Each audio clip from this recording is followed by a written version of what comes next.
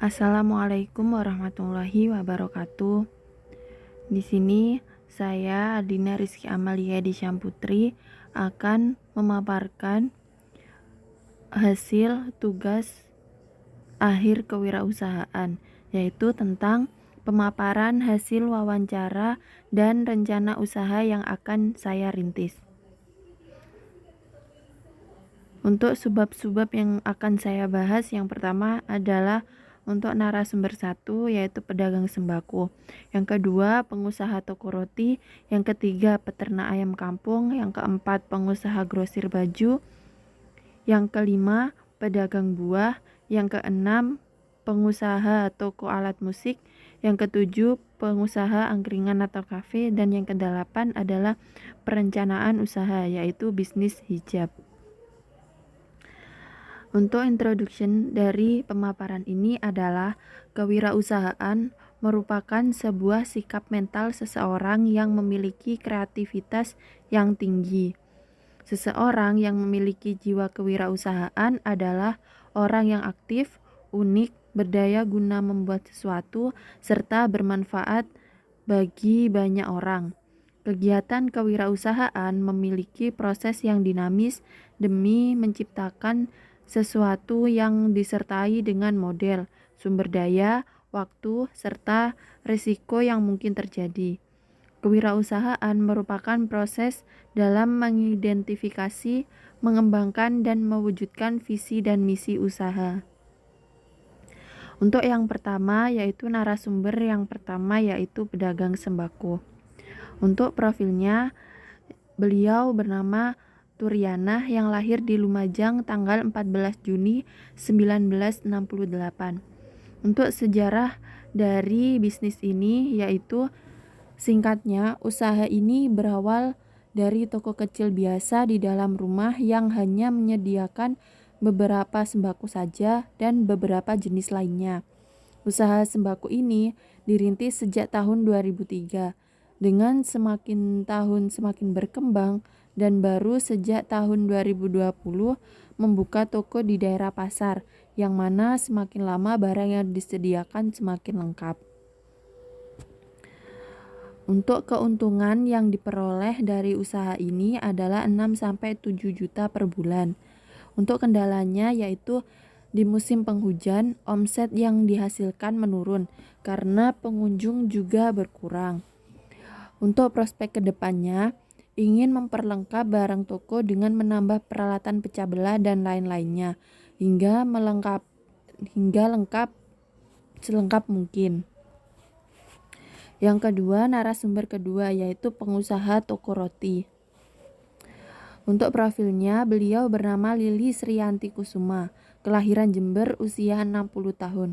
Untuk sejarah singkatnya, Lili Bakery ini merupakan usaha turun-temurun sejak tahun 1960-an. Ibu Lili merupakan generasi kedua dari usaha roti ini. Di sini, Bu Lili mempekerjakan kurang lebihnya 20 karyawan yang mula-mula hanya 4-5 orang karyawan saja, yang mana sekarang bekerja antara lain sebagai pembantu rumah tangga, pegawai toko, dan para pengedar roti keliling. Untuk keuntungan pada bisnis ini yaitu memperoleh 8-10 juta per bulan. Dan kendala untuk bisnis ini yaitu masalah pesaing dan proses masih tradisional, yang mana hasil produksi roti tidak sebanyak roti pabrik. Hal ini dilakukan untuk menjaga kualitas roti, dan dengan berjalannya waktu tidak dapat dipungkiri bahwa usaha roti bakery ini yang mana semakin menjamur. Untuk prospek ke depan, inovasi dilakukan dalam hal kemasan dan pemasaran, yaitu dengan menerima pesanan yang disesuaikan dengan keinginan konsumen, agar konsumen merasa tertarik dan dapat menjadi pelanggan tetap toko pada Lili Bakery. Untuk yang ketiga, yaitu narasumber ketiga, yaitu peternak ayam kampung. Nah, profil beliau yaitu bernama Ahmad Hanif, lahir di Jember tahun 1976. Untuk sejarah singkatnya, usaha ini sangat baru-baru dirintis oleh beliau, yakni sejak tahun 2019, tepatnya bulan Desember.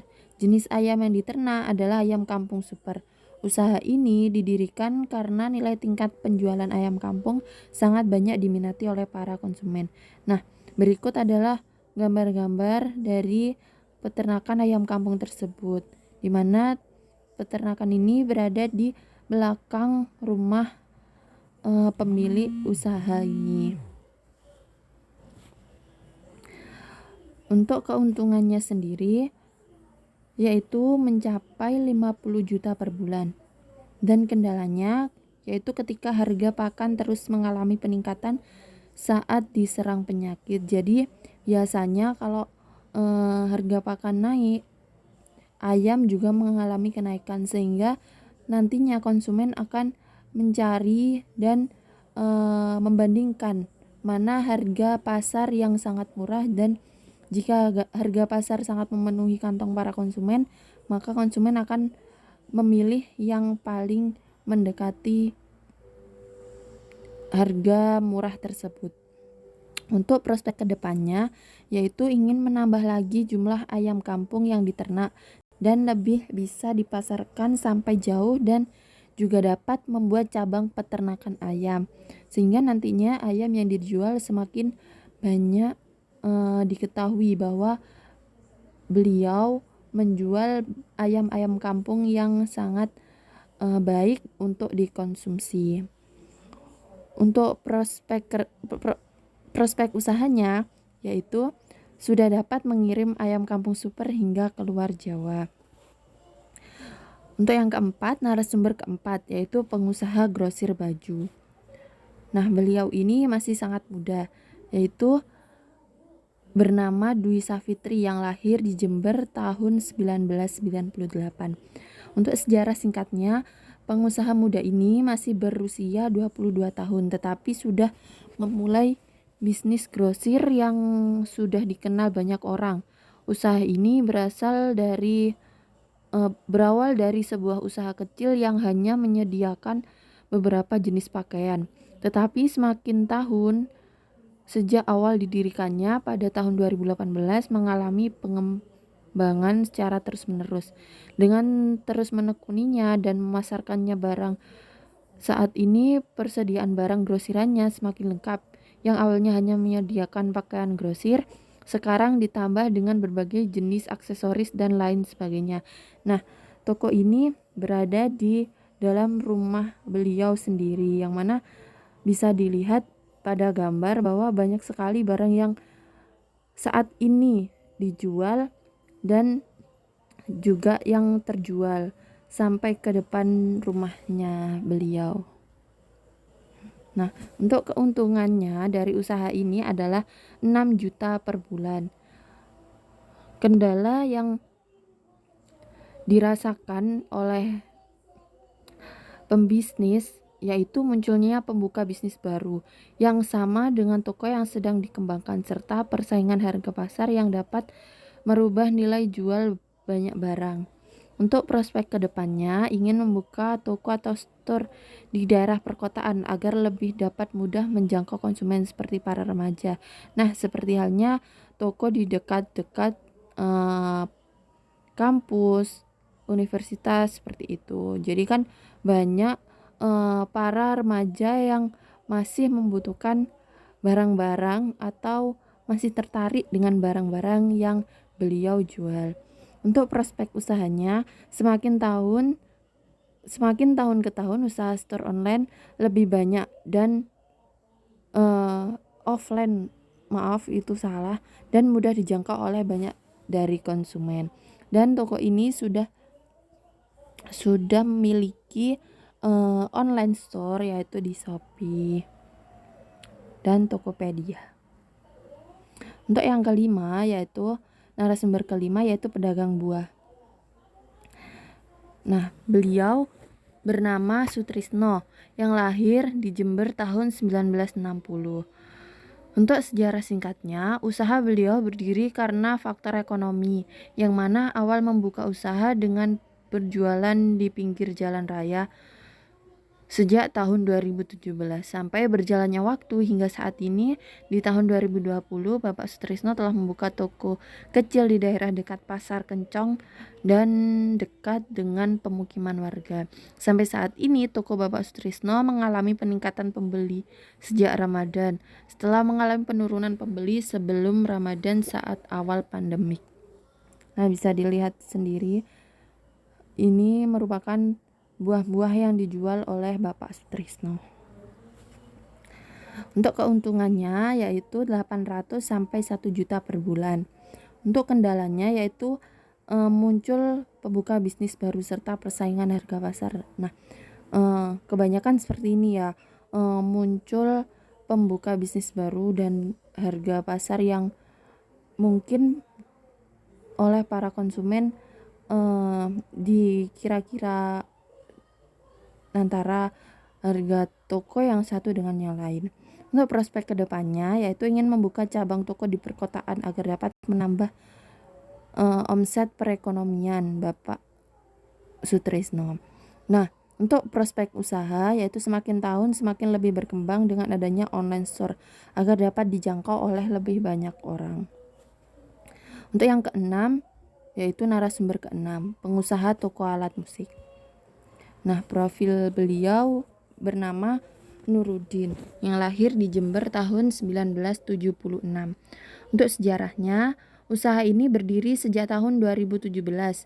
Pada awalnya beliau sudah mempunyai usaha kecil seperti pembuatan album cover bersama anak didiknya. Setelah itu beliau berkeinginan untuk membuka store kecil-kecilan di rumah, yang mana Bapak ini merupakan seorang guru musik di sebuah sekolah swasta, sekolah tinggi swasta ya.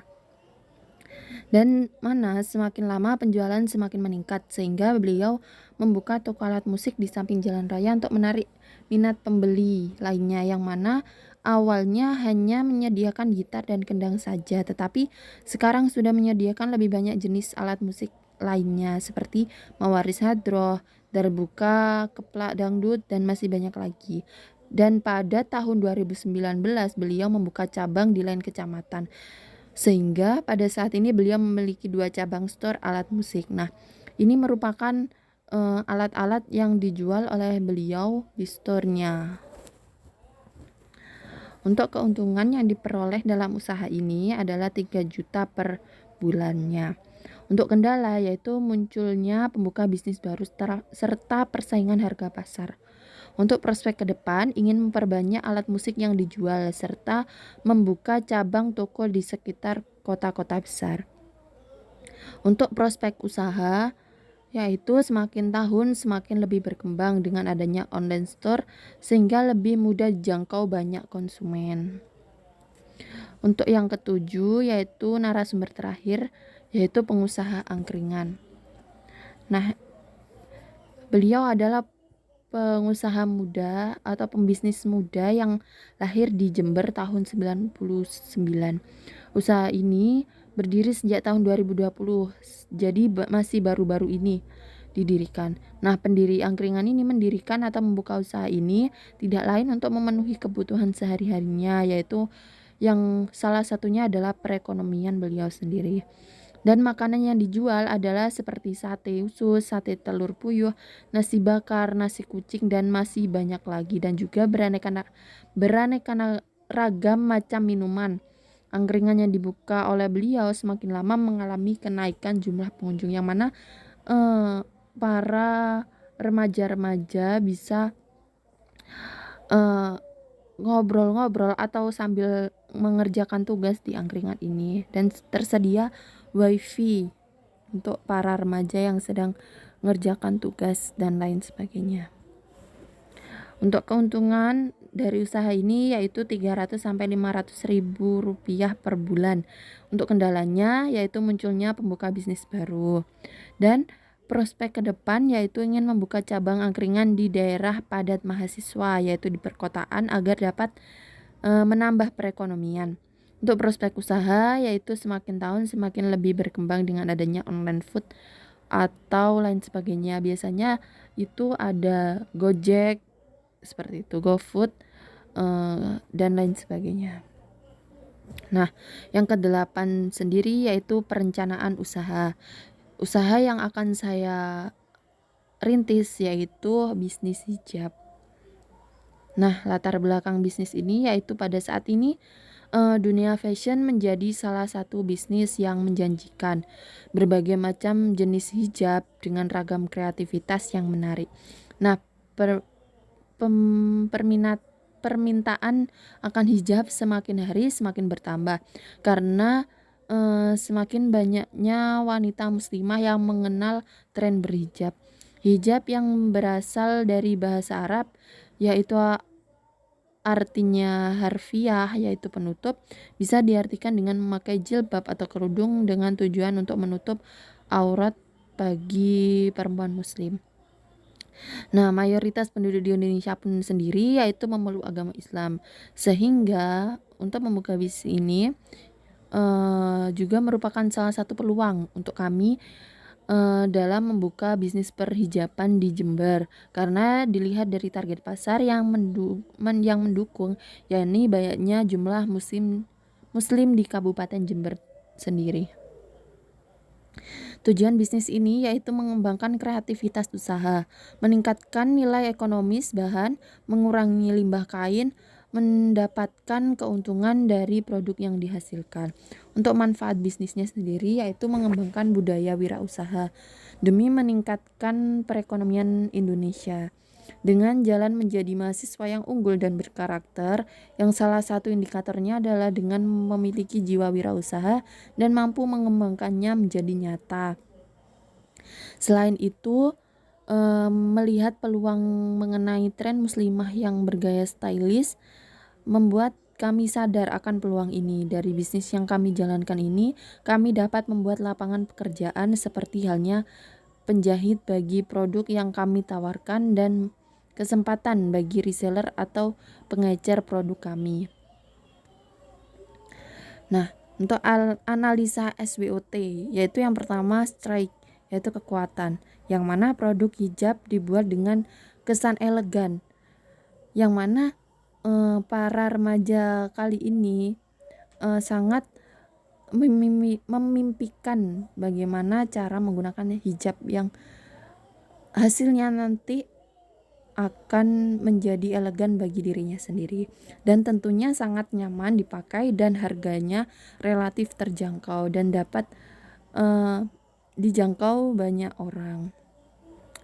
Dan yang kedua yaitu weaknesses, yaitu kelemahan. Nah, kelemahan dalam bisnis ini yaitu awalnya ya kita harus gencar dalam melakukan promosi. Nah, kalau enggak maka nanti yang rugi yaitu pembisnisnya sendiri.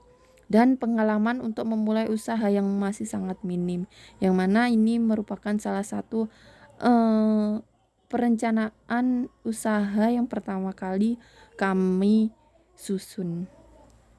Yang ketiga, opportunities, yaitu peluang. Nah, banyaknya masyarakat yang menggunakan hijab merupakan peluang bagi kami dan sistem pemasaran produk luas sehingga bisa bertahan dan dijalankan kapan saja, yaitu seperti halnya produk ini sangat umum seperti itu. Yang terakhir yaitu threats, yaitu ancaman, yaitu yang mana pesaing yang dapat bekerja sama dengan artis untuk mempromosikan produknya ke masyarakat luas. Sedangkan kami belum memiliki pengalaman sejauh itu. Nah, untuk proses produksinya sendiri, yang pertama adalah proses pembuatan hijab, yaitu membuat pola hijab dan memotong bahan sesuai pola tersebut. Kemudian, gosok terlebih dahulu bahan tersebut dengan alat yang telah disediakan dan bahan yang sudah dipotong dan digosok dijahit dengan mesin jahit. Nah, berikut yang kedua adalah tabel produksi untuk bulan pertama, yaitu untuk rencana produksi hijabnya kita yaitu Bisa dilihat pada tabel untuk nomor 1, 2, 3 kita memproduksi pasmina. Di sini banyak kita rencana mengeluarkan 3 jenis pasmina dengan bahan yang berbeda dan 2 jenis bahan segi 4 yang berbeda dan bergo yang berbeda pula. Nah, untuk masing-masing unitnya kita mengeluarkan 20 pieces dan jumlah total dari 180 meter bahan tersebut menghasilkan 120 pieces hijab. Nah, untuk yang ketiga yaitu rencana kebutuhan dan pembelian bahan. Yang pertama yaitu peralatan yang digunakan dalam pembuatan hijab, yaitu yang pertama mesin jahit, jarum, gunting, meteran, penggaris, radar, skala, gosokan, dan kapur merah atau biru untuk menggaris atau membuat pola pada hijab yang diinginkan. Yang kedua yaitu kebutuhan tempat. Dalam bisnis ini diperlukan 3 tempat untuk penempatan 3 proses, yaitu yang pertama ruangan untuk memotong pola bahan dan menggosok bahan, yang kedua ruangan untuk menjahit, dan yang ketiga ruangan untuk pengemasan barang dan penjualan. Nah, untuk kebutuhan dananya yaitu kebutuhan modal peralatan. Yang pertama yaitu mesin jahit. Nah, di sini kita membutuhkan 3 buah mesin jahit yang mana harga satuannya yaitu 1 juta. Sehingga di total untuk 3 buah mesin jahit yaitu 3 juta. Untuk jarumnya sendiri kita membutuhkan 10 buah jarum dan 10 buah gunting, 10 buah meteran, 10 buah penggaris, 10 buah radar, 10 buah skala, 5 buah gosokan, 10 buah kapur merah atau biru, dan 10 buah pak benang. Nah, untuk benangnya sendiri ini yaitu 1 pak isi 12.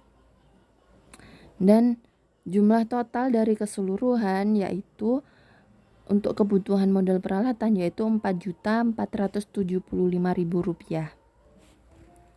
Nah, untuk kebutuhan modal bahan di sini menggunakan bahan kain yang mana harga per meternya yaitu 18.000. Untuk satuan jumlah yang dibutuhkan yaitu 1,5 meter per pieces hijab, sehingga biaya total dari 1,5 meter hijab tersebut yaitu 27.000. Dan di total semuanya yang akan kami produksi yaitu 120 pieces hijab dengan biaya per hijabnya 27.000, maka dihasilkan Rp3.240.000. Untuk benangnya yang dibutuhkan dalam satu proses pembuatan hijab yaitu sekitar 1 buah benang, yang mana biayanya yaitu 1.500. Nah, total biaya untuk benangnya sendiri yaitu Rp180.000, sehingga di total untuk kebutuhan modal bahan yaitu Rp3.420.000. Dan yang ketiga yaitu total semua biaya. Nah, untuk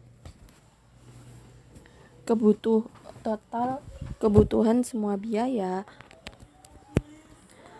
di total dari kebutuhan modal peralatan Rp4.475.000 dan kebutuhan modal bahan Rp3.420.000, sehingga total keseluruhan biaya yang dibutuhkan yaitu Rp7.895.000. Nah, untuk sumber dana dan pendapatan mulai dari awal yaitu untuk biaya dan harga per unit. Nah, biaya yang dibutuhkan untuk 1 kali produksi dibagi dengan jumlah produksi yaitu Rp3.420.000 dibagi 120.000 pieces hijab yaitu 28.500 per pieces. Nah, pendapatan usaha, harga per unit yang akan kami jual yaitu 40.000 per pieces. Sehingga hijab yang terjual nantinya yaitu 120 pieces dibagi dengan harga jual yaitu 120 dibagi dengan, maaf salah, ini maksudnya dikali ya, 120 dikali 40.000 rupiah yaitu menghasilkan 4.800.000 rupiah. Dan yang ketiga yaitu keuntungan yaitu pendapatan dikurangi dengan total biaya produksi, yang mana 4.800.000 rupiah dikurangi 3.420.000 rupiah, dan keuntungan yang didapatkan per bulannya yaitu 1.380.000 rupiah. Nah, untuk kesimpulannya dari semua ini adalah kewirausahaan merupakan sebuah sikap mental seseorang yang memiliki kreativitas yang tinggi. Seseorang yang memiliki jiwa kewirausahaan adalah orang yang aktif, unik, berdaya guna, membuat sesuatu, serta bermanfaat bagi banyak orang. Dan dalam dunia usaha seperti ini, jika ada kemauan dan keinginan untuk berusaha, pasti kita dapat melakukannya. Yang terpenting adalah kita lihat dan teliti peluang yang ada, serta berbagai hal penting seperti segmentasi, target, dan lain sebagainya. Terima kasih. Hanya itu yang bisa saya paparkan. Kurang lebihnya saya mohon maaf. Wassalamualaikum warahmatullahi wabarakatuh.